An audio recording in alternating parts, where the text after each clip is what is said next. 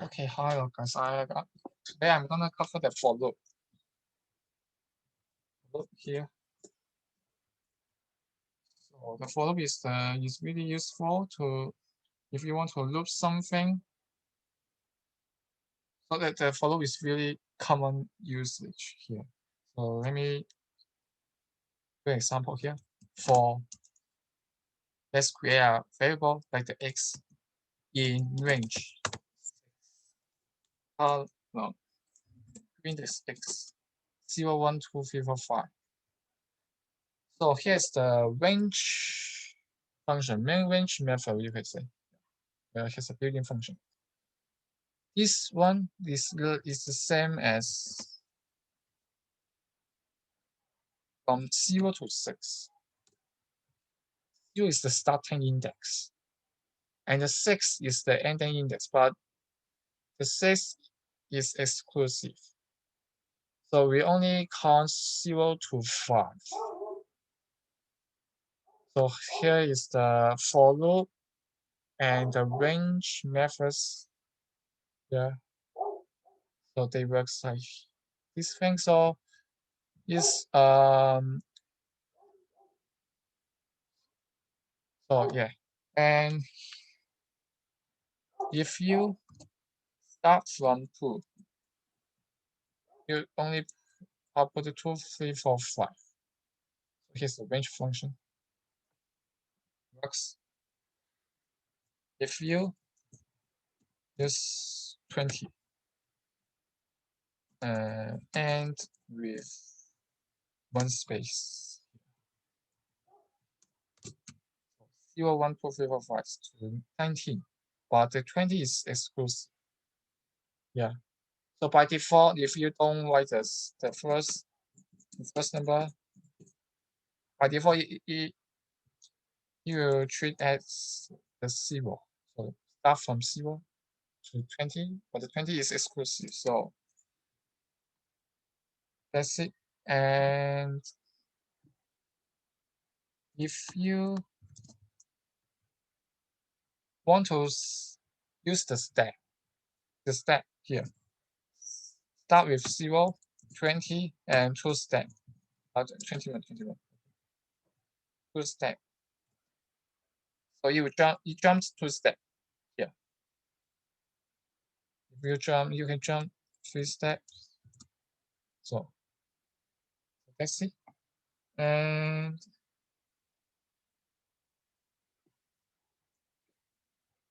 here, we also use the else statement.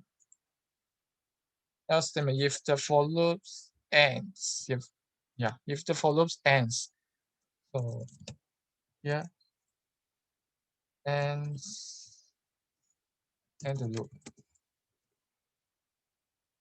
Yes. 0 to 18 and end the loop. So else, so here's the else statement here. Yes. And you can also use the continue or break these two words here. So if you like x is 15, break. So if you use the break, you break the else statement as well, because you break the whole things, the whole thing. Yeah. If it goes to 15, if the x is 15 here, break the loops here, so it ends with the 15 and it only prints the 12 here and stops, because the print function is after the if else. The print function is after the if statement. Or you could add the else here. So it is up to you. Yeah. It is the same. If you use the continue,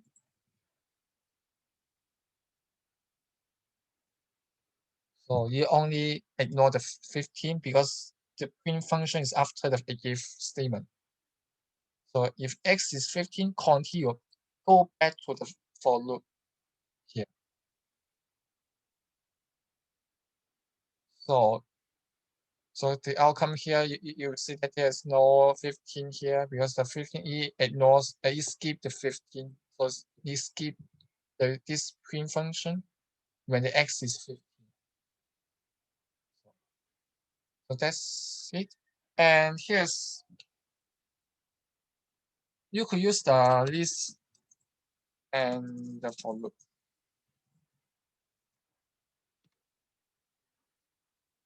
If you know the list, if you don't know what's the list, go back to my previous lecture. I've taught how to use the list. Yeah. So okay,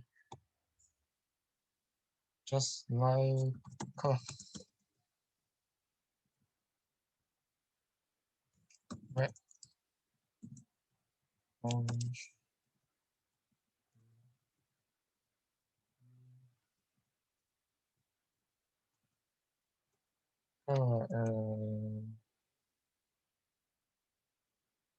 Numbers. Okay, numbers.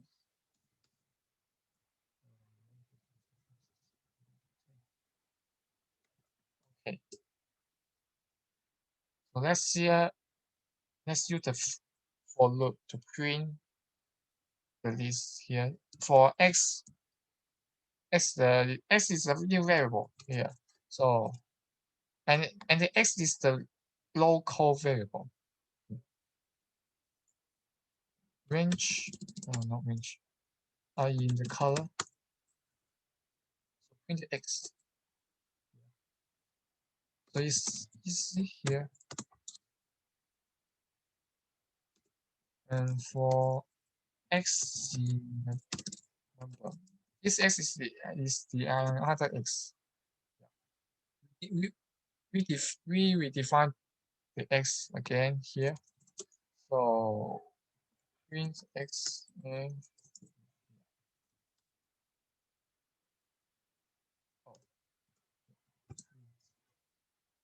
one is so okay. Let's combine two lists. Yeah, for x in color, for y in numbers, means xy.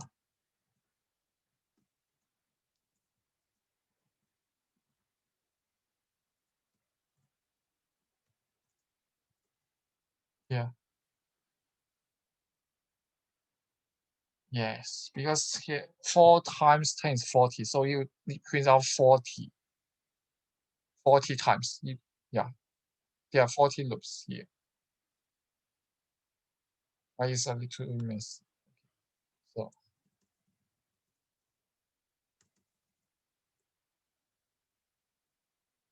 that's it. And also you could use the pass if you know what's the pass. I've told you x, if the x is in the color, print the x. You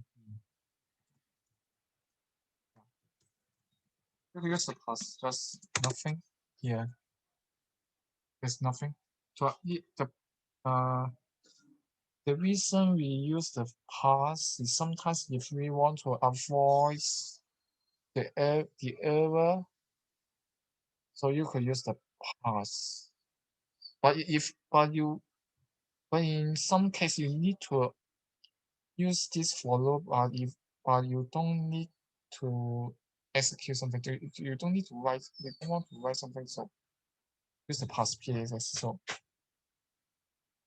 there's no change. Nothing. Nothing. Can yeah, give me a second. Avoid getting.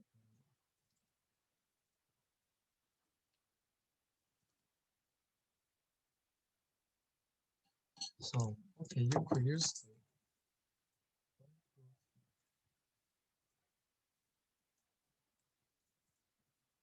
print the x 1, 2, 3. So it's really interesting here. There's a list and print the list here. So I mean if you it's the same as 1, 2, 3 for x in A print 1, 2, 3. If you print the A, you print the 1, 2, 3 three times because x will loop 3 times. So if you print the x, so 1, 2, 3. If you print the A, so you print the whole list 3 times. So that's the logic here. And okay, here's a little challenging concept here you need to know. Like for example, for x is range of from 0 to 50, 51. If you print the x, oh, I missed the color here. If you print the x, you print out from the 0, start from 0 to the 50. So it's easy here. But if you try to change the x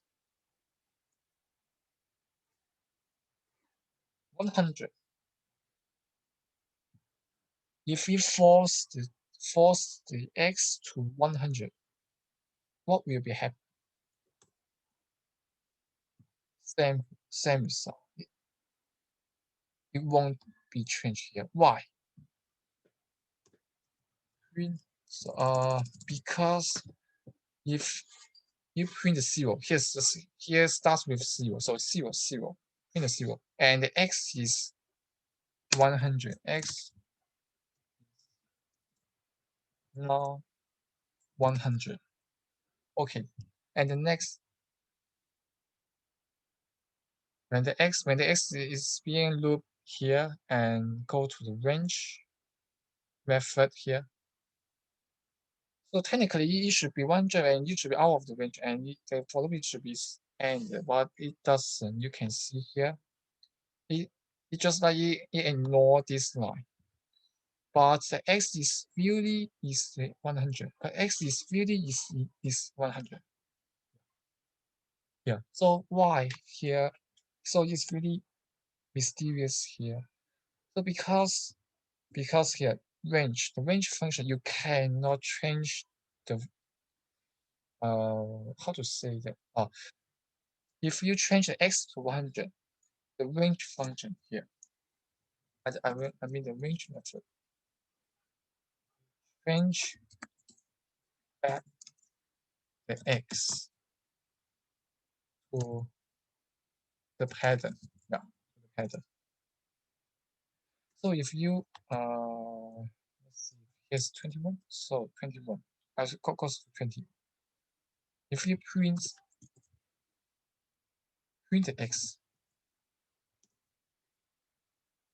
as you can see here, print the 0 first, and x is 100, print at 100, and go back to the for loop. Because of the range method, the x will change back and follow the pattern. So x will be changed to 1.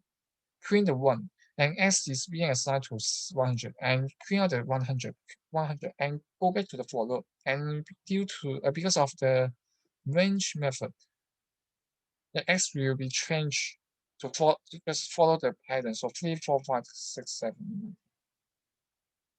So which means that the computer, the Python, the interpreter will follow this statement, and it actually put the 100 to the x. But before going back to the for loop, the x is always 100. Yes. So that's how the range method works here. So it's a little, at least not everyone knows this kind of little phenomenon here. So that's the for loop function, for loop here. So that's the end of this lesson. So thank you for listening.